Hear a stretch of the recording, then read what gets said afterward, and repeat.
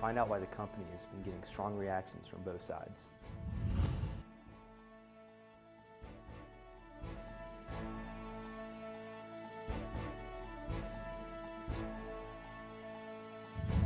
Fighting hunger in Georgia is no small task. In Athens-Clarke County alone, the food insecurity rate is over 20%.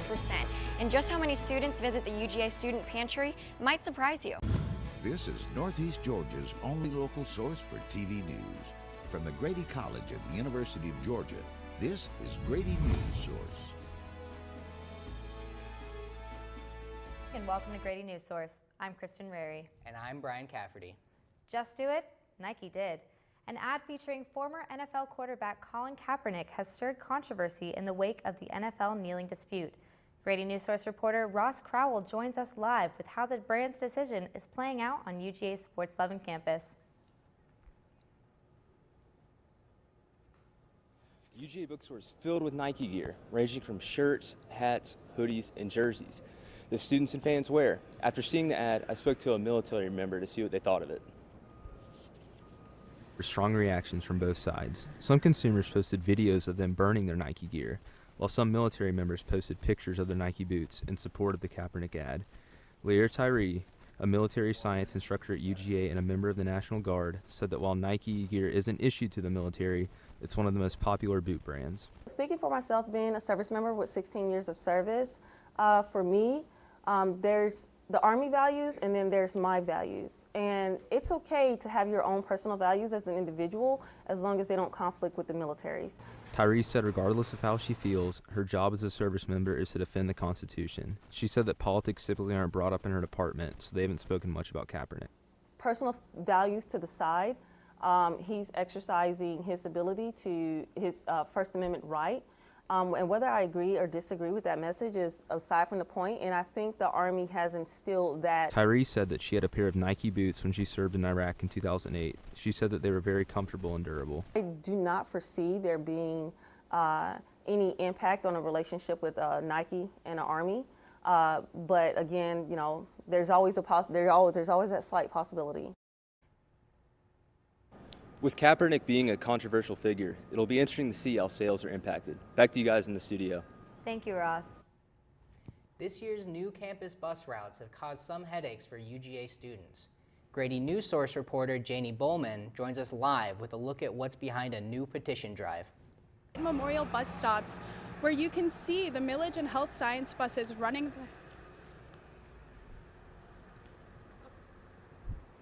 New changes to the Millage bus route, and not everyone is pleased. What was once one route serving both directions of traffic is now two separate routes. The new Millage route runs northbound on Millage, while the Health Sciences bus runs southbound. Senior Andrew Teal says he was so negatively impacted by the change that he created an online petition 2 weeks ago called Bring Back the Old Millage Bus Route. Since its creation, the petition has collected over 600 signatures. Teal describes having to wait for multiple buses before there was room for him to board.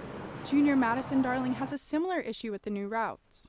I've stood here for 30 minutes and 3 full buses have gone by and there's no room for me to get on.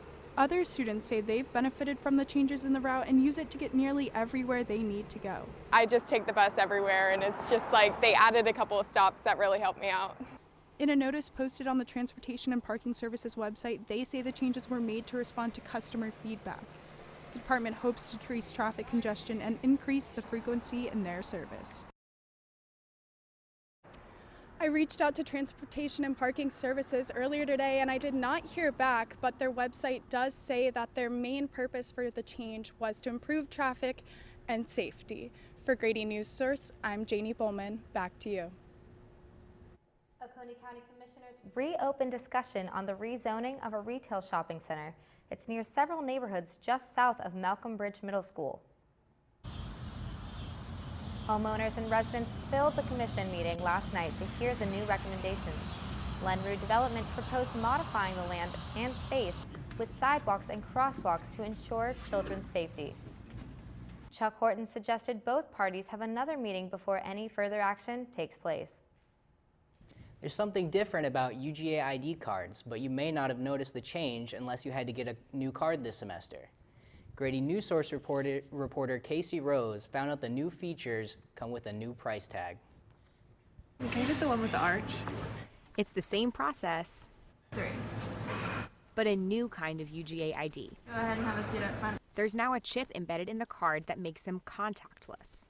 So contactless basically means scannable. It's kind of like Apple Pay. You take your ID, in this case my phone, scan it, and then you have access to UGA buildings and services. But I'm just getting a Diet Coke. Contactless IDs mean more ease for students like Jade at Hola. Because you just come up, like I could be holding like a bunch of stuff in my hands, but like I can just like hit it and then just like go. So it's much quicker and just like actually navigating, just like the whole thing, it's just like so much better. But that ease comes with a new price tag. It'll cost $35 to replace a lost ID. That's a $15 increase. Oh, got a new ID. Old IDs with a magnetic strip will still work for now, but certain buildings and services will require new cards sooner than others, according to UGA Student Affairs. Casey Rose, Grady Newsource. UGA began issuing the cards in June, but there's still no definite timeline for the transition. We reached out to Student Affairs for an update, but no one was able to give us one. We'll keep you updated as more information is released. September is Hunger Action Month, and food insecurity in Georgia is more than you might think. Grady Newsource reporter Michaela Chester found out how local organizations are working to combat food insecurity in Athens and at UGA. In Clark County, it is estimated that 26,340 individuals are food insecure or lacking reliable access to a sufficient quantity of affordable, nutritious food. At the University of Georgia, the UGA Student Food Pantry was started in 2011 to address the troubling situation of student hunger. The food pantry serves 200 to 300 students per day. Allie Maddox is the director of the food pantry. The student pantry is very close to my heart, and that food insecurity is a very prevalent issue in our community, but as students at UGA, people don't see it. The pantry is located on the bottom floor of Tate, and any student can come get food items. It's a very no questions asked, anyone can come in any day of the week. You get 3 items a day. In Athens and Clark County, the Food Bank of Northeast Georgia found out that a little can go a long way. These little blue stands have been popping up in multiple locations in downtown Athens. It's called the Little Free Pantry. It goes by the simple slogan of take what you need and bring what you can. Anyone can donate to these pantries, and people can come whenever they want to pick up a free meal. I'm Michaela Chester, Grady Newsource. Annie's Wild Ride.